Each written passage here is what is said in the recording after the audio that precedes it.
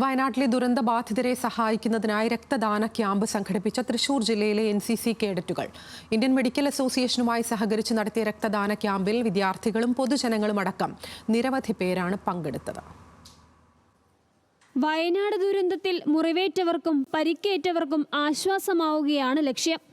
ആദ്യമായി രക്തം ദാനം ചെയ്യാൻ തയ്യാറായവരടക്കം നൂറുകണക്കിന് ആളുകളാണ് ക്യാമ്പയിനിൽ പങ്കാളികളായത്. 100% സന്തോഷത്തോടെയാണ് ചെയ്യുന്നത്. നമ്മളെക്കൊണ്ട് കാശായിട്ടോ പണമായിട്ടോ ഒന്നും ചെയ്യാൻ പറ്റില്ല, ഇതെങ്കിലും ചെയ്യാൻ പറ്റുമല്ലോ.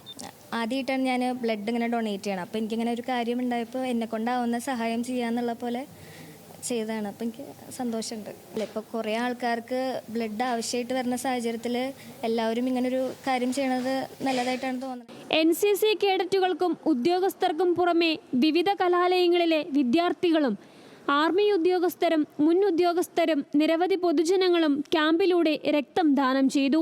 ഇതിൻ്റെ ഭാഗമായിട്ട് ഞങ്ങൾ 450 പിള്ളേർ ഓൾറെഡി വയനാട്ടിൽ തന്നെ ഉണ്ട്. വയനാട്ടിൽ കൂടാണ്ട് ബാക്കി എല്ലാ സ്റ്റേഷനിലെയും എല്ലാ സ്ഥലത്തുമുള്ള NCC പിള്ളേർ അവരാർ കഴിയുന്ന ഓരോ കോൺട്രിബ്യൂഷൻസ് ചെയ്യുന്നുണ്ട്. പലരും റിലീഫ് ക്യാമ്പ്സിൽ വർക്ക് ചെയ്യുന്നുണ്ട്.